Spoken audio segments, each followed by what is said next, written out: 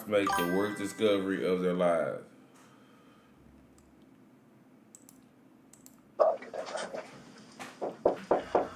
First smelled like gas, and it smelled like feces, and then it smelled like death. Now remember, when we open this is something that we're never going to be able to unsee. Mm-hmm. Is it a bloodbath in there? On May 22, 2019, police in Sturgis, Michigan listened to an anonymous 911 caller read them an address. Inside this home, the caller explained, they would find the missing 42-year-old Kelly Jean Warner Miller.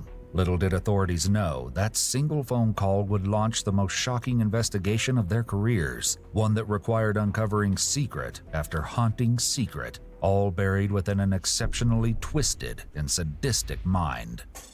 The following footage has never been seen before. When Kelly Jean, known as KJ, went missing in April 2019, no red flags went up. There were no frantic phone calls to 911 and no weary search parties. But it wasn't because KJ wasn't loved. The trouble was that her lifestyle was transient. She was estranged from her family and had untreated mental health struggles. This meant that sometimes long periods of absence were the norm for KJ. So when police received a 911 call sending them to an address to look for her, and officers found themselves standing on the doorstep of an ordinary-looking apartment, it was hard to believe the call was even real. After all, this wasn't the kind of thing one saw in the small town of Sturgis, Michigan. But there was only one way to find out. She said inside on the left.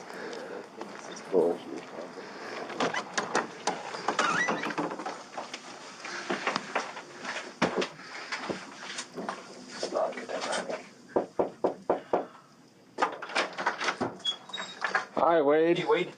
How you doing, man? Hey, how you doing? Doing good. I remember you from the Speedway. Yeah. What are you up to now? Not much. Answering the door is 35-year-old Wade Allen. We're looking for Kimberly. Kelly? Or Kelly. You know Kelly? Kimberly or Kelly? From the shelter, maybe? KJ? KJ? Yeah. At first, Wade seems confused, and for good reason. It's close to midnight, and he's been startled awake by several armed officers knocking on his door. Wade recently came to live in this apartment after a period of homelessness, and KJ was an acquaintance from a shelter he frequented in Kalamazoo. Oh, I don't know. I haven't heard from that person in some months. Do you know her? I haven't heard from her in a while. The last time I've seen her is Oh, a couple God. months, and last I heard she's in Kalamazoo. I think the best way for me to help you get a hold of her is through the shelter. The eerie atmosphere is palpable. With a call like this, officers can't simply take Wade's words as fact. They need to confirm what, if anything, is behind his front door. Well, we just need to talk to her. Oh, well, Do you mind if we come and look, make sure she's not here? I can tell you she's not. I mean, you know, According to Wade, he and KJ had lost touch recently after she suddenly stopped responding to his Facebook messages. as far as here, I don't like just... My place is a mess, and I don't like just people coming and going all the time. We don't care. We see all sorts of apartments and homes and... Well, all we gotta do is verify she's not here, and then we can get out of here and be done with it. I don't know. I feel iffy. If you guys want to come by another time, just not right now. Let me at least have a day where I can clean up and do. That's a dead giveaway. Help tell them to come back another time. Yeah, dog. Okay. Well, here's the deal, Wade. If we gotta get a search warrant, we will. All right. Okay. We don't want to go that route. I know. That's a lot of work for all of us, including you. So, if we gotta do that, we're gonna have to detain you and put you in the car for a little while. All right, until we get that search warrant. It'll take a couple hours. If she's in there, can you just have her come out and say I'm fine? Well, she's not though. That's the thing. Like, I mean, I can open up and I'll say, hey, KJ, Kelly, and there's no Kelly or KJ. On Yeah, God. nice to stand here and look in. He was finna go scrub the house down real quick. Can. I mean, I don't have her here. Okay. Eventually, Wade agrees to let one officer, one he's met in the past, search his apartment. Do you want if it's just one of you then? One of us is fine. Do you want to come in? I'll go in, Wade. Thank you. I know you know me enough, like, Yeah, I just. it's not much, but I don't have, I mean, I got my friend's sunglasses here, but not much of anything. And then I got all this is my bedroom. You see? Not here. I have a suitcase for my shorts here. Alright, that airbed on the floor. Who airbed is that? You said go check the shelter, but why is the airbed right there if she ain't been there? Just me, and if I do have a guest, I have Ew. a bed. As Wade guides the officers through his home, nothing in particular is jumping out. But just as it seems the search is coming to a close, one thing catches the officer's eye. I don't have anyone here. Okay. I just All right, stay man. myself. What's in the cooler? Oh, that's for when the summer comes around. I'm gonna have parties and stuff. So, All right, no problem. Can you open that for me, and then we'll get out of here? well, not right now. I can't. Like, I mean, I want to save that for later. I want to say that for later. What the fuck do you mean? Like, Okay. For when the summer gets here. So, but I showed you. She hasn't been here in forever. Okay. Well, you don't. Why don't you just open that cooler, and we'll get out of here? I just want to make sure anywhere that she could be hiding. She's not gonna be hiding. Well, okay. I just need to know that. Okay. No, I mean, I can help you out there, but I've shown you everything. Okay. Wade seems eager to end the search and get back to bed, but his strangely evasive behavior is only working against him. All right. You want to open that cooler for me? Well, Can you open the fridge for me? Make sure she's not hiding in there. there's no point in the fridge either. Like, I mean, it's just food and stuff. I understand. You know. All right. Why don't you throw your shoes on real quick?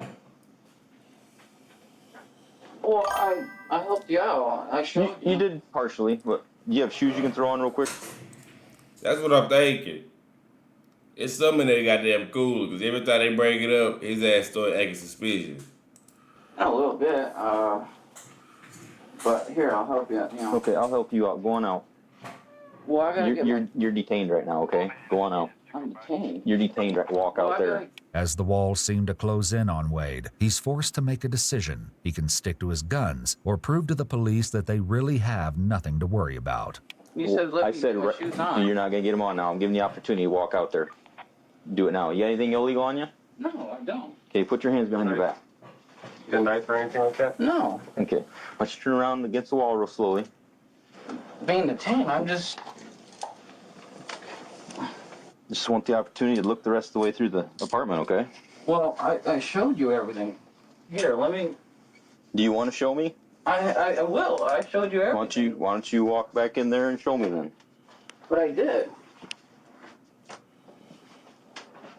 You see? Can I look in that fridge? Yeah. Okay. It's something. Okay. I see she's not in there. Yeah, he wouldn't What let you him go in the wanna do? fridge. I understand that, but we gotta look. Why you won't let him We go in the found people cooler? in some crazy places. With no sign of KJ, Wade makes no attempt to hide his frustration with police. She wouldn't have to hide. Well, I don't know her. I don't know anything about her. I don't know if she's hiding from the law or hiding from her family or what she's doing. Well, I So don't think she would. I just want to verify. Okay. Can I look in that cooler over there? That's kind of, like I said, later on in summer stuff, but I'm trying to keep my stuff kind of private, you know? Well, that's fine. All I want to do is open it, say, KJ, you in there, and then close it right back up, and I'll get out of here. You'll be out of handcuffs. Oh and God, you'll be something gone. is in that cooler, bro. That he don't want through the door. Let's have a warrant for the rest of this, and I'll just Okay. get detained. Yeah, you should have already knew. All this. Seemingly confused at the invasion of his personal space, Wade agrees to wait it out while officers request a search warrant. Why don't you just have a seat right there? Well, do you mind if I wait out here? I mean, No, I gotta type up a search warrant. But at this point, I'm suspicious that she is in there. why? In that damn cooler. Because you won't let me look in that cooler or any other big boxes in there. I didn't see anything else I need to look through, but that big cooler, I have no idea what size she is. If she's a little person, you could probably put 2 of her in that cooler. That cooler was that big. So basically, I was gonna make sure she's not hidden in there. It took you a little while to answer your door, so I don't know if she was. The reason why I took a while is because I had to get dressed. Okay. Yeah, I understand that. If you were in bed, yeah. But in the meantime, you could have been telling somebody to go hide in the cooler. I don't know. She's not in trouble. We just have a job to do. As officers repeatedly ask Wade to wait in the cruiser, he does everything he can think of to avoid the back seat. I actually like to stay out here if that's okay. Well, we can't.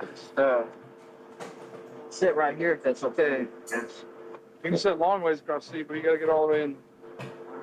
You want to put your back towards the other door, you can, or whatever's more comfortable for you.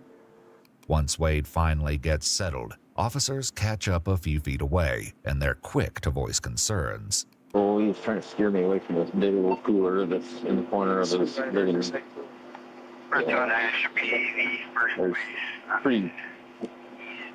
It's a big, huge green cooler. And you've got boxes stacked on top of it. Meanwhile, a somewhat cooperative Wade is still squirming in the back of the squad car. Oh, God. I feel claustrophobic.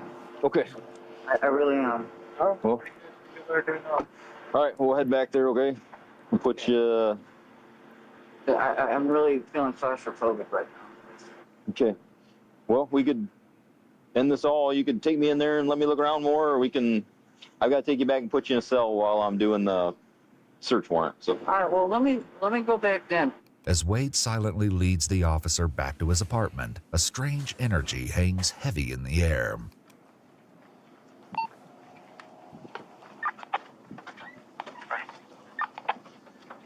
All I'm concerned about is any closets or any coolers. Like I said, just in here. Watch. Okay. Can I pop it open and just take a peek? Well, yeah, if you want. Okay. Why don't you step back for a second? Okay. What's in there? Just stuff. Okay. All right. Let's head out here. Head out here. Everything's good now. Yep. Everything's good. I showed you everything. Yep. Fuck. You're under arrest, okay? Fuck, what's in the Under cooler? arrest? Yes, you are. All right. Gotta get the crime task force out here. Fuck, what's in the cooler? Can I have a soda, please? Just keep walking.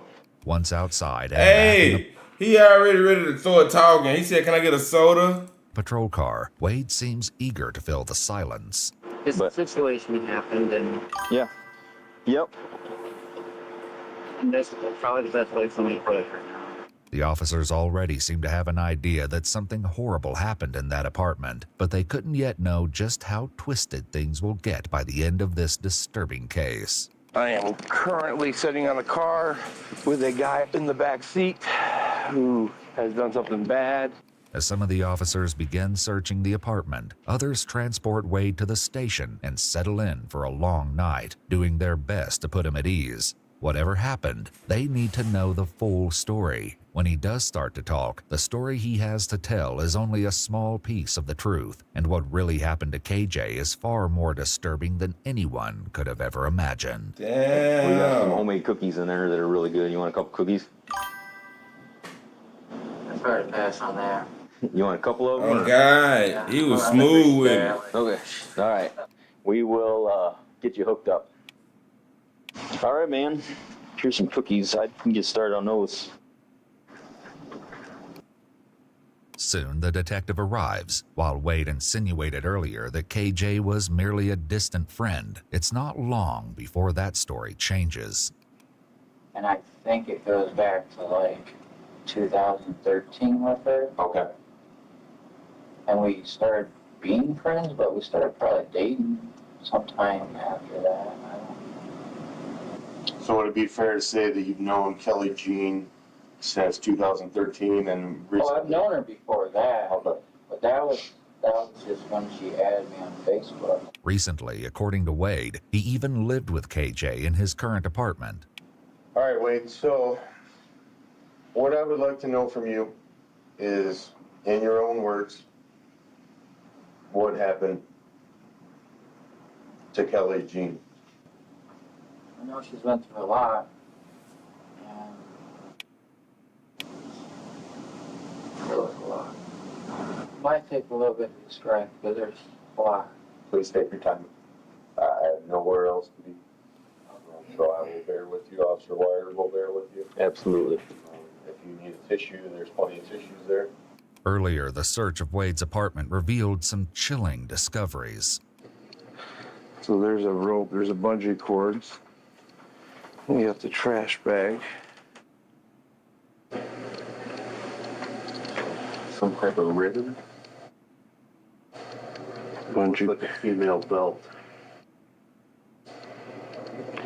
Girl shoes, those green ones. That's what it looks like. I'll start with saying that she's hyperglycemic. Okay. Alright, so her eating levels are important. She has to have a certain amount of sugars or whatever. Mhm. I only bring that to attention because I know at one point Oh God, they get to the bottom of shit immediately. really hurt her head, and it really concerned me. Because a little after that, I started seeing impairment issues, whether speech, memory, things like that. I was concerned. How long ago would you say that was?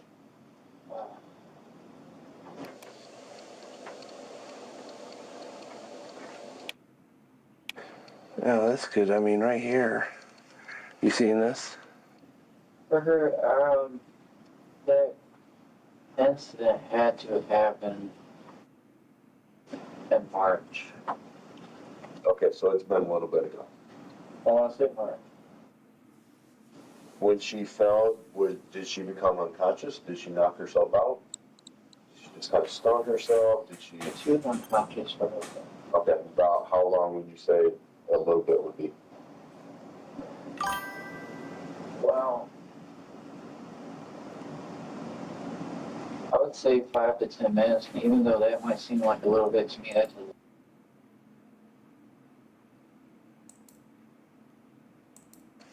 You seeing this? Yeah, that's all they showed. That's all I seen too. Shit. Bungee. Looks like a female belt. Girl shoes, those green ones. That's what it looks like. I'll start with saying that she's hyperglycemic. Okay. Alright, so Yeah, that's all they showing is some got the flashlight right there. I don't know. I don't know what the fuck he see. Yeah, that's good. I mean, right here. You seeing this? for her, that incident had to have happened in March. I'm scared. Okay, so it's been a little bit ago. In March. When she fell, did she become Hey. unconscious? They keep like showing food and shit. I hope he ain't did no weird shit and like some cannibalistic shit. That shit be making my stomach hurt. Did she knock herself out? Did she just kind of stun herself? Did she? She was unconscious for a little bit. Okay, about how long would you say a little bit would be? Well, I would say 5 to 10 minutes, and even though that might seem like a little bit to me, that's a long time for someone to be unconscious. And as Wade tells it, KJ's symptoms lingered in the days after her fall, and they weren't subtle. She had no memory of what happened, and she struggled to carry out daily functions that weren't a challenge for her before. Though KJ did suffer from these symptoms, what Wade is saying happened isn't the full story, and what really happened to her is far more disturbing than just a fall. Damn, he knocked out. And then I was trying to take care of her. Wade isn't the only person police spoke to. They also asked his neighbor Sherry, who lived right next door, to come to the station to answer some questions and hopefully shed some light on what really happened to KJ. According to Sherry, she and Wade had a cordial relationship, occasionally spending evenings watching TV together in her apartment. But Wade made a comment about KJ that left Sherry feeling concerned. Also, he told me that she had fallen in the bathroom and that he thought she might have a skull fracture. And I said, well, you need to take her to the emergency room. He goes, I'm taking care of her.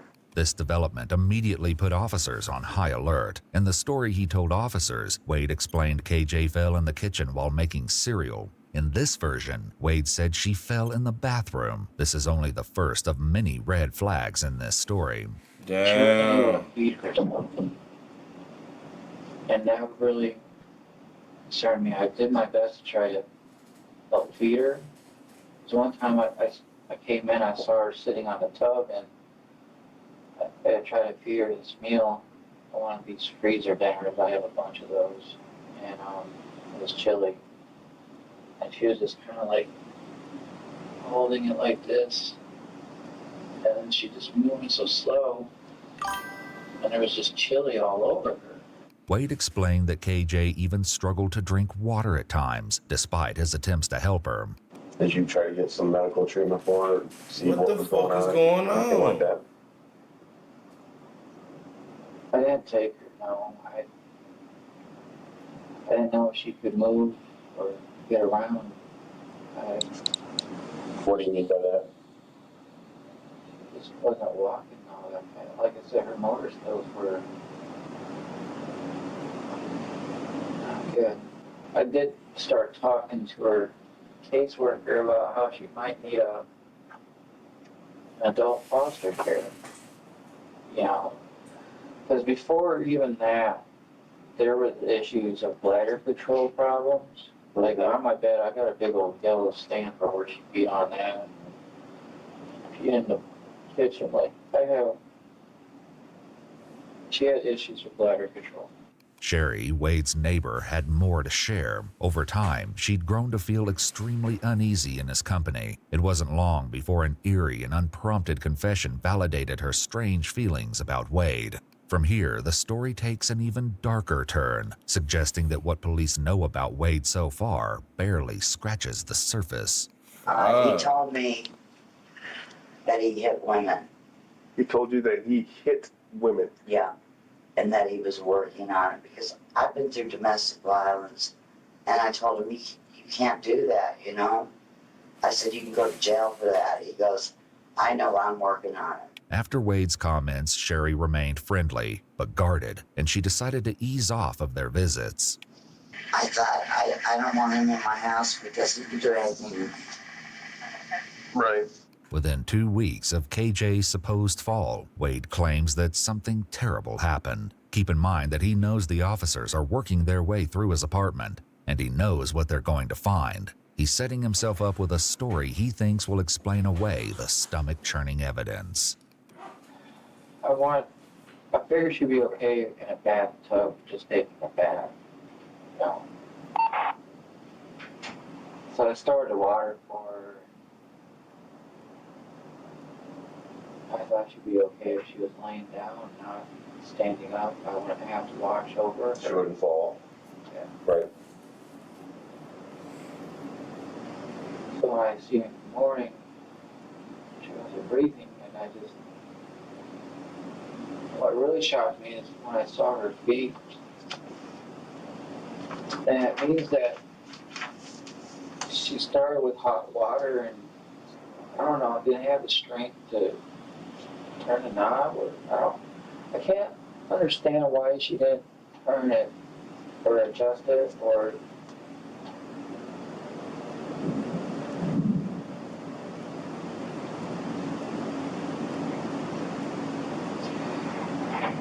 and I don't know if that would cause death. Is hot water, or maybe she tried to get out and fell or something. I don't know. I seriously do want to know what the cause of death was, because I really don't know.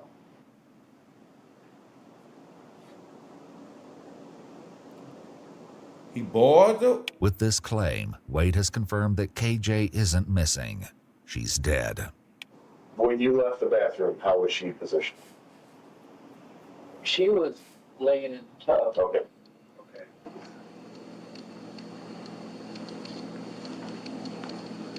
So this is where if it was if you didn't do it, why would you try to cover it up? You could have called the ambulance and said, "Hey, bro, I came here and she was dead." They would have found out that you really didn't have nothing to do with it, and boom. But you covering the body up. Come on now. I don't see anything on the outside of the fridge. To the naked eye. See anything underneath? Okay. No, either. Oh my gosh. And did you go back in there? I went to sleep. You went to sleep. I thought she would be okay. Authorities struggle to understand Wade's logic. In what world would someone leave a person who is incapable of eating, drinking, or moving around without help alone in a tub full of water? There's one very good reason for this. Wade isn't telling them the truth. While on a break in the back room, officers wrestle with ideas about what's really going on. This guy, like, not all there. He's not all there. We thought I figured that you could choke him up pretty easy, but he's either really good or he's just, I don't think he's all there. As the police will soon learn, it isn't that Wade is out of his mind. Yeah, Rather, he's attempting to manipulate them in order to hide the truth of what really happened to KJ. But the horrors uncovered back at his apartment will reveal Yeah, an bro, entirely I don't be liking that. They be trying to pull that, oh, he ain't all the way there. Nah, he ain't all the way there because he did that crime, but he all the way there because he covering that shit up. different version of events. You know how to lie. So your cast off. Something's right there, because that's CS. Hurts over here. Push this way down. See it on a. Yeah. That looks like it hit pretty level. It's almost like it's all the way across. When the officers interviewing Wade return to speak with him, they press him further, hoping to get a story that makes sense. What Wade soon tells them is chilling. And then when did you go back into the bathtub?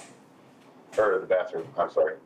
Not till morning when I woke up and realized she wasn't in bed with me. Was the water still running, or was the water off? Water was off, so she had to have turned it at some point. Had to have. Was her head above water or below the water? Below water. Below water. Okay. What happened at that point? Did you call 911? Did you call anybody at all? My parents. If KJ's death was truly an accident, it's hard to fathom why Wade wouldn't immediately call for help. Wade has also just lied to police, or at the very least, he's leaving something integral out of this story. Given the 911 call reporting KJ's death, Wade had to have told someone about KJ's death. He had her in the bathtub for a little while, and I don't think he's going to be very cooperative with you. Okay. Well, So, most people aren't. It turns out that Wade had no question in his mind about the identity of the mysterious caller who reported him to the authorities. I only have one friend which probably made the call, and I'm not going to be upset with him. He probably got to the point where his conscience got to him too. And Wade was right. The caller was his own best friend, Stephen Ryan Russ. Wade explained that after everything had happened, his only way to cope with KJ's death was to tell someone. So he confided in Stephen. But what he told him was so disturbing that Stephen couldn't keep it to himself. When police bring Stephen in for questioning, it's clear from the start he has reservations about speaking up. Oh, is this going to be in court? This could possibly be used in court, yeah. So Wade's gonna know about this? He already knows. Yeah. All right. So the whole case So, came oh to shit, light alright. when we Central Dispatch got a call regarding Wade and KJ. Do you know about that? Like, but if he wouldn't have told, he would have went to jail. Cause they was gonna find out regardless. But he would have went to jail because you told that nigga for no fucking reason. So, hey man, I would have told too. Yes, I did. Did you place that call to Central Dispatch? Yes, I did. And what was that call in reference to? My family was getting very scared of him, and it was to the point that they couldn't even sleep, so I had to do something. Stephen continues, explaining the series of Facebook messages that turned his world upside down. He said that he did something and that he can't talk to anyone about it. And I was like, well, I'm your brother. You can talk to me. According to Stephen, Wade then explained that KJ had passed away unexpectedly, and he didn't report her death to the police. He wanted us to help him move the body with the car, and we both told him no, that we can't do that. And I was like, you're one of my closest friends, and I'll keep your secret for you, but obviously I couldn't. In interrogation, Wade tries to explain his choice to hide KJ's death, hoping to ease detective suspicions. It's hard to feel like I can be honest if I feel like I go through scenarios all the time where I'm accused. And Well, I can tell you, we're not here making any accusation. We're just here to it's hard to figure try. out what happened. I didn't do the right action. I probably should have reported. I should have done something's right. And I just felt like whatever I would have said would have just been taken the wrong way or said the wrong way. And By now, Wade knew he was in trouble. KJ's body was still in his apartment, and he needed it gone. Stephen eventually paid him a visit, and things only got worse. He's asked me if I wanted to see the body, and I told him no. I really didn't want anything to do with it. I didn't even want to be in there because it felt like there was an elephant sitting on my chest. When asked why Wade would keep KJ's body in the apartment, Stephen gave an answer that only hinted at the truth. My guess is because he didn't have the means of getting rid of it. I treated it like I was guilty of the situation. I felt like no matter what I say or do, I was just going to be guilty. But I figured even no matter what, the best I'll do is I want to give her a proper burial somewhere. Wade's desire to give KJ a proper burial is chilling, and his next comments stir up the eerie feeling that Wade desires some sort of control, a theme that will surface again soon. As disturbing as this story is, it's only the beginning of the sickening revelations, because Wade still isn't telling the full story. At least wherever I'll put her, I would visit her. I wouldn't want her to have, like, nobody visit her, you know? I don't. I don't know what you guys would do with her now, but if I could know where she was buried, I would like to go. Cooler was brand new. Yeah.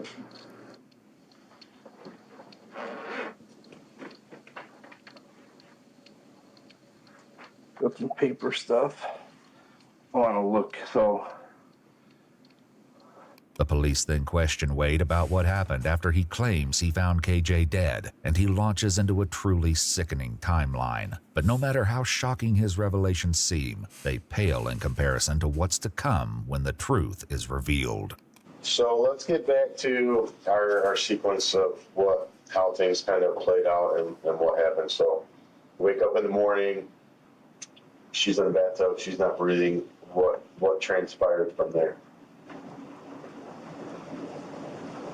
Well,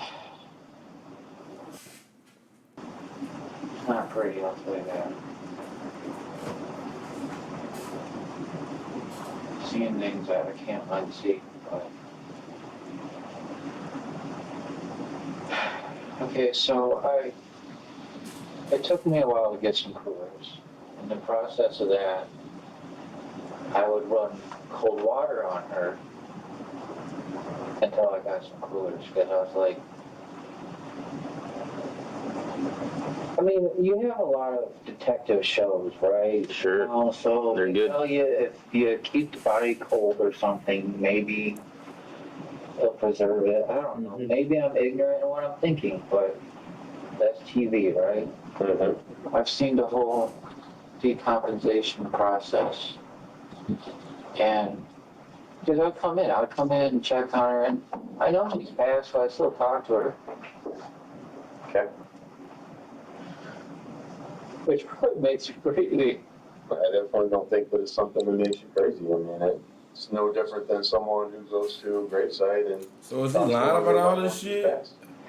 First couple days, she's movable, right? Right.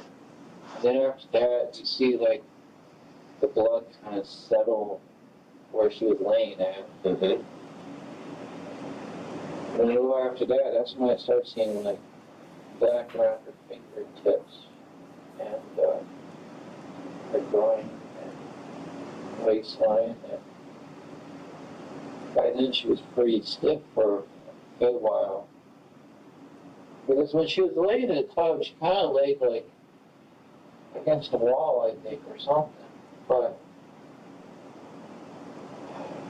and even after a while, the stiffness faded away, and she just kind of, laid on her shoulder. Now, Wade was in a pickle. With a decomposing body in his bathtub and with Stephen's refusal to help him move it, it was only a matter of time until someone caught on. So he hatched a plan. On April 12th, around 6 days after KJ's death, Wade saved up the money to buy a large cooler, air freshener, and 30-gallon trash bags. So what happened at that point? You said that you bought one and then realized you needed a second. What do you mean by that? Well, I wanted to put her all in one so she could be whole. But I couldn't really move her in any kind of way to keep her whole. Nothing I could do to keep her remain whole. That's where I really got gross. So is it a bloodbath in there?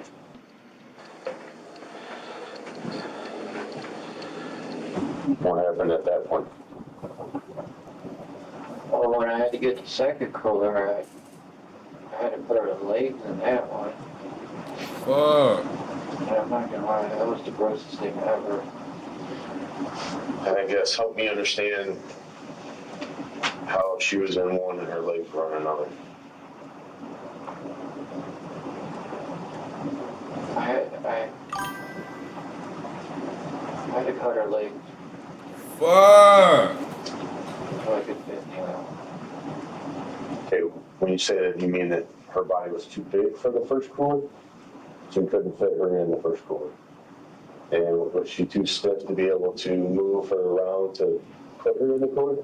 If I could Yeah, he got two. It's two coolers. her chest or something. But you couldn't. When Wade couldn't fit KJ's body into one large cooler, he decided dismemberment was his only option. But he didn't exactly keep a low profile. Instead, he asked to borrow a saw from his neighbor Sherry, not an unusual request if it weren't for his bizarre explanation. According to Sherry, Wade claimed he needed the tool to cut his mattress in half. When he wasn't able to use someone else's saw, he purchased his own from a local supermarket and then got to work. Where did you cut her legs at?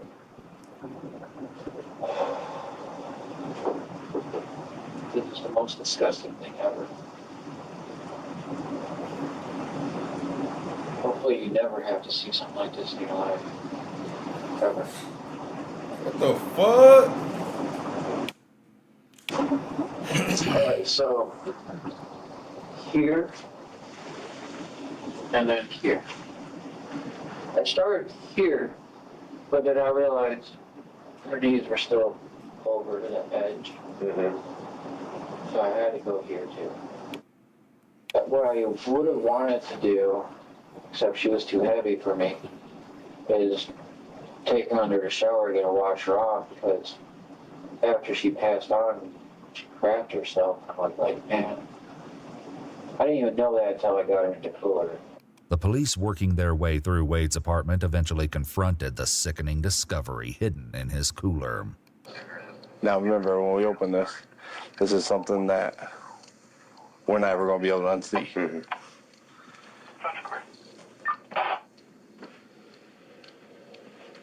Oh, yeah. Her head, her arms, her breasts. She's been gone for a while. Yep. See, her legs are detached and above the knee. Yep. Bugs have made their way in. Yep. There's a large amount of food there. Definitely female. Appears to be Caucasian. Naked, no clothes. Okay. Oh, yeah. Wow, what a second cool at? Nice. Okay, now it stinks. Well, so there's a lot more evidence in here somewhere. It stinks. Yeah, now it does. The officers have only discovered part of what they believe to be KJ's body, but it won't be long before they find the rest. Get a picture of that. So that's where it is. Okay. So you're going to move this. Pull it up there right in front of the suitcase. So this cooler is what we think might have the other parts in it. I will lift it up. It is tied in a knot up here. I will cut right here. I know all that just hit him. Yep, those are her legs.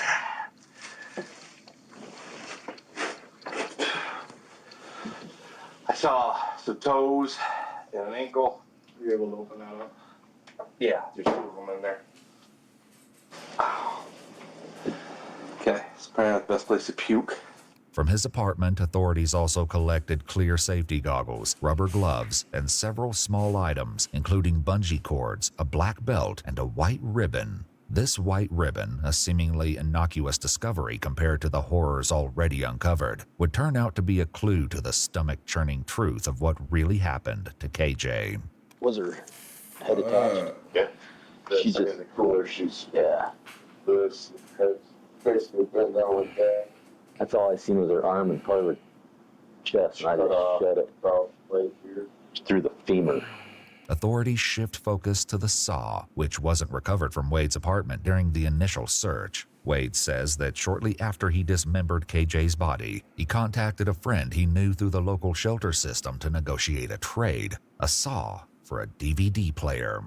Was there a reason that you got rid of it, or just had it and you didn't really need it, or how did that whole thing play out with Bill? He needed it, and I needed a DVD player. While Wade describes trading the saw as a casual, serendipitous event, police catch up with the man who received the saw, and he describes an entirely different scenario. Like, he really was wanting to give it to me. I'm like, well, just wait till I bring it. Wade is the person that did everything. His friend named Steve told some shit. Now this is Bill telling some shit. DVD, so I don't like doing deals where, I owe somebody, because then I got it on the back of my mind constantly. I have to, I owe them. So I was like, just wait. And he's like, no, here, just take it out. Would you say that he was insisting that you take the saw? Pretty much, yes, he was. Because I even said, no, not right now. Did you notice anything about the saw that was weird, different? Looking at you can see, like in the serration, it looked like a chunk of something in there. DNA testing of the saw blade did reveal the possibility of blood present, although further details could not be confirmed. I mean, I'm not proud of anything at all. Sure, but stuff happens, and we're just trying to get Not how this should be. Like, I kept saying that to her, like, this is not how you should have went. This.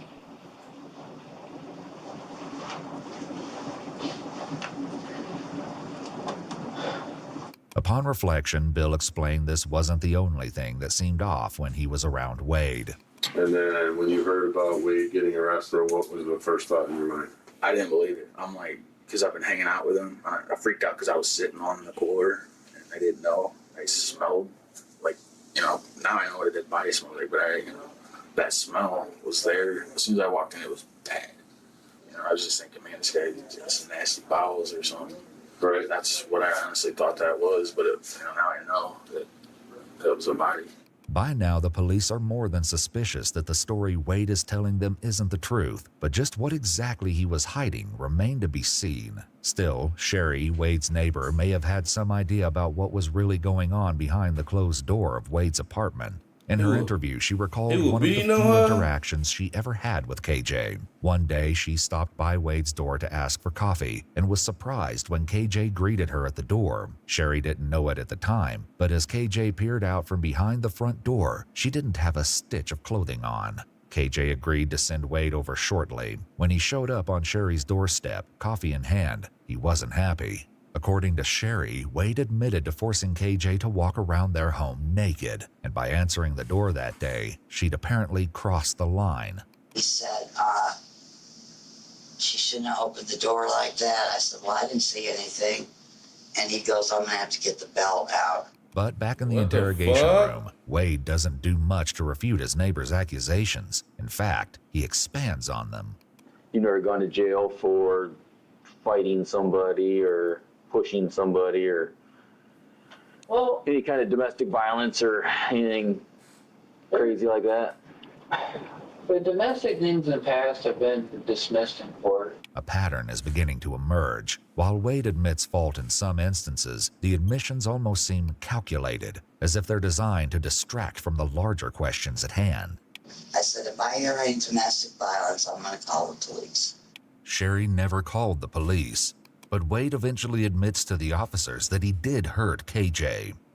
All right, I kicked her in the butt because I was ashamed of her cheating on me and such. I shouldn't have, but I did. And then, come to find out in court, she tried to blame these bruises of her ankles on me. I said I had nothing to do with her ankles. That's false evidence. Because what happened was she fell down by the railroad, again, the balance issue, by the railroad tracks, and that caused the bruises from her ankles rolling. Not from you kicking her, though. No. Gotcha.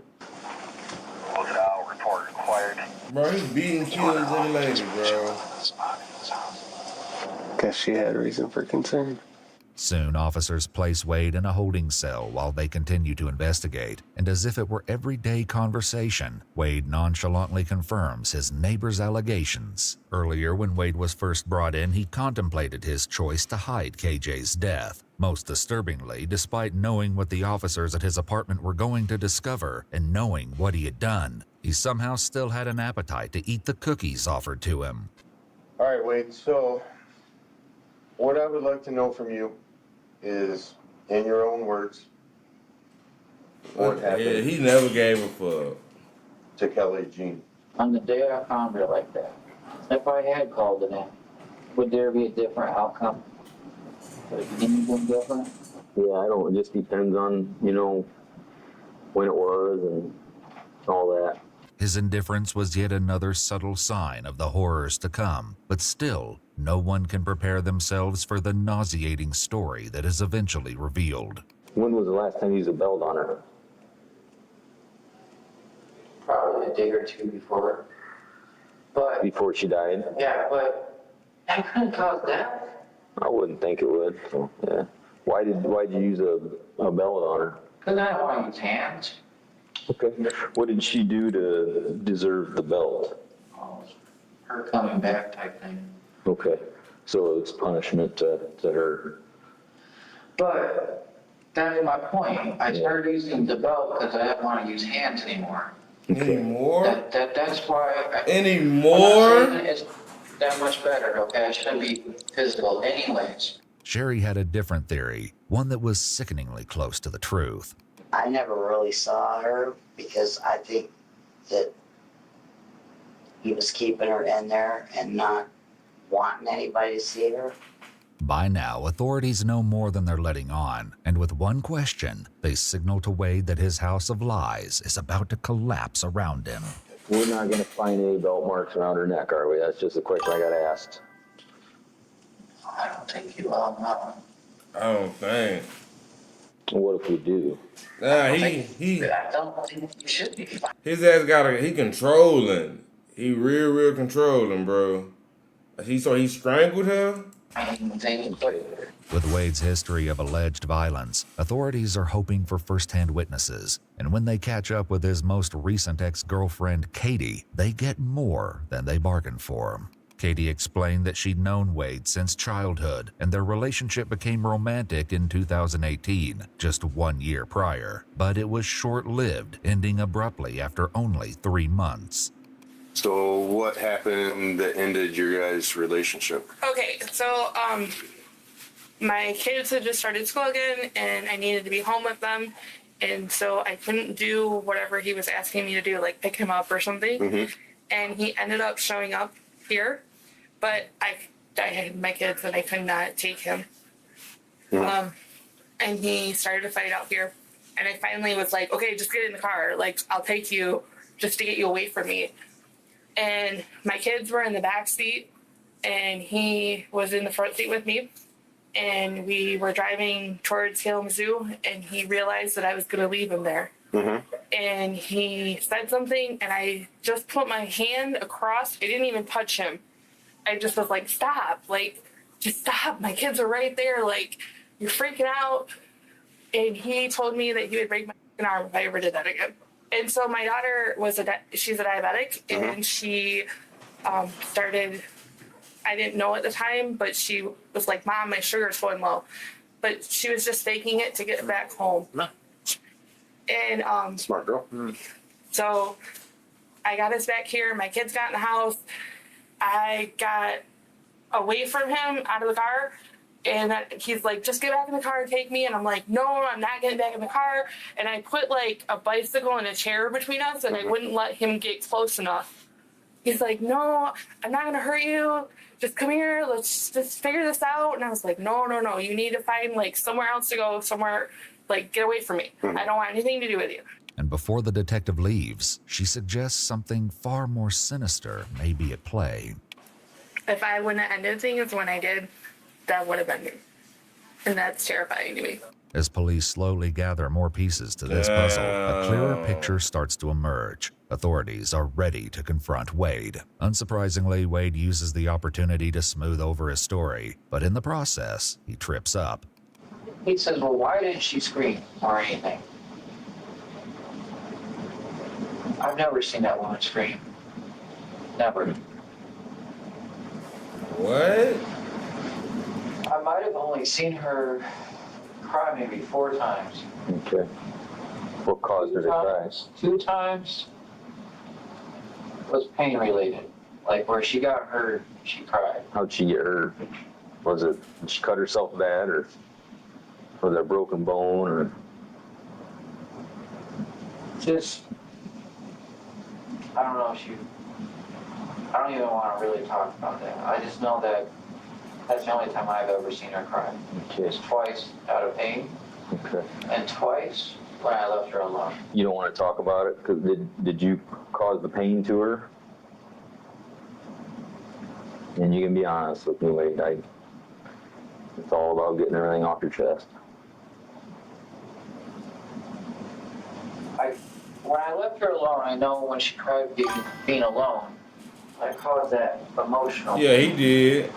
physical pain.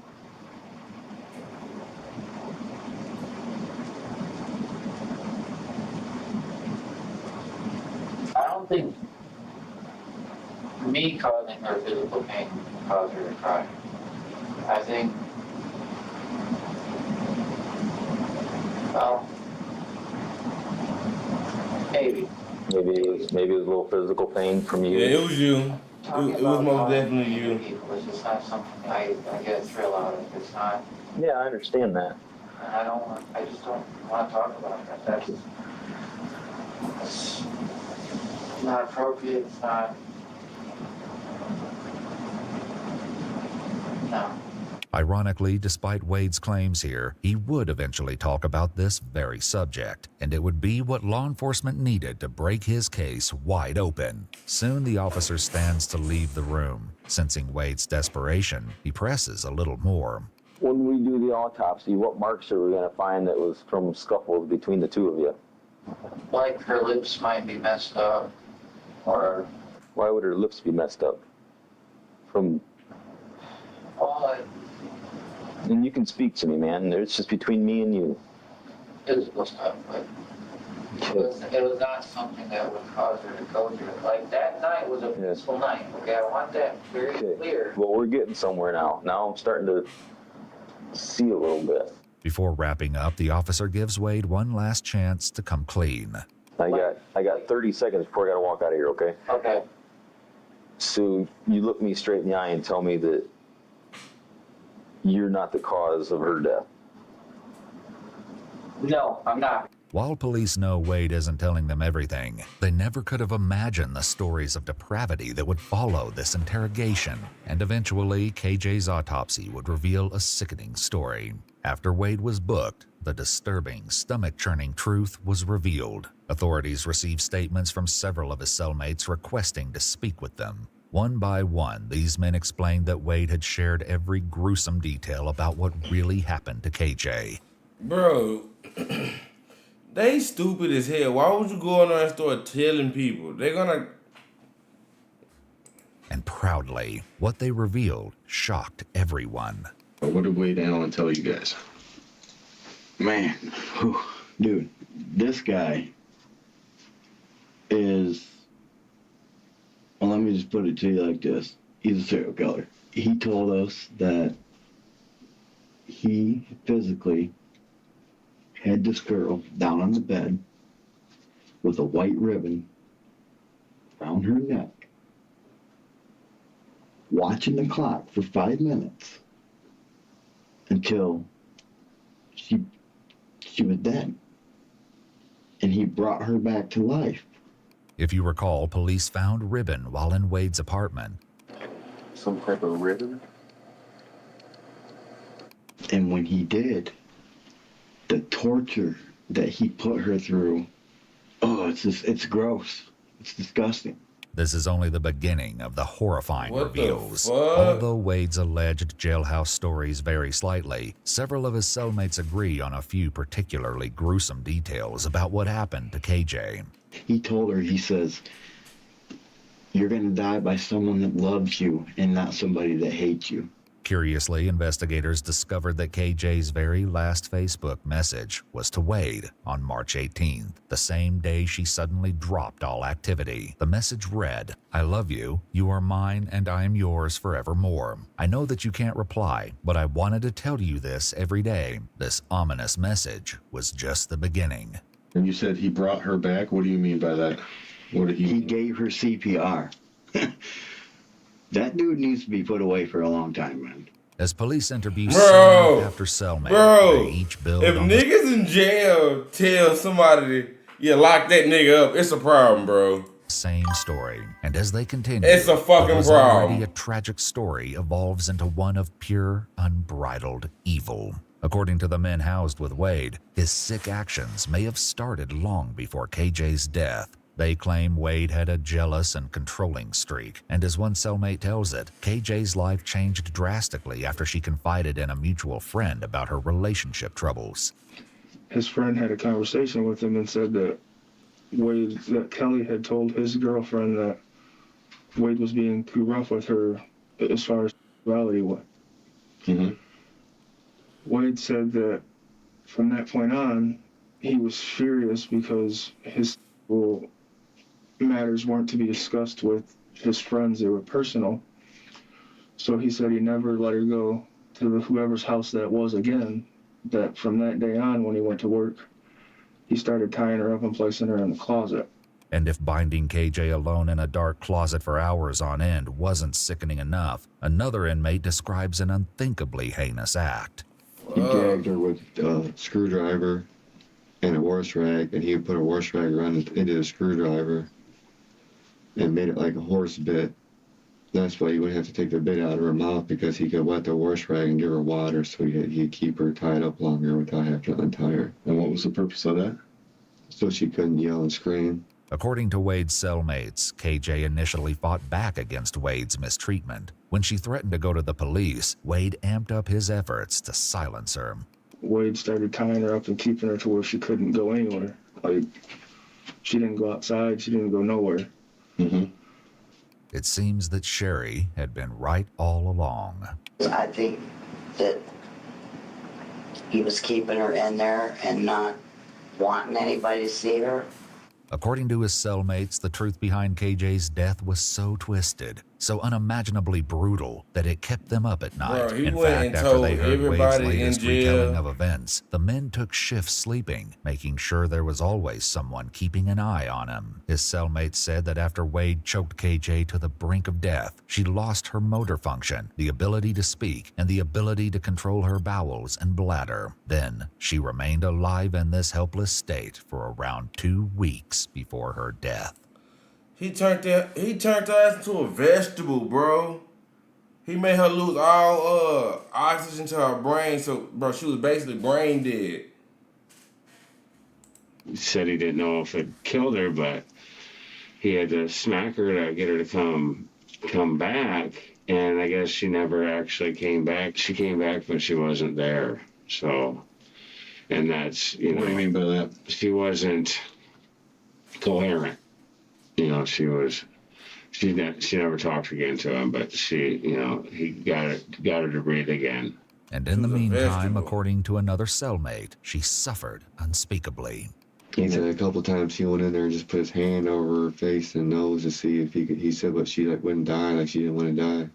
According to another man housed with Wade, he even seemed to regard her suffering as an inconvenience for him. And he said that she wouldn't eat is why he was hitting her with the belt stuff, trying to wake her up, but she wouldn't wake up.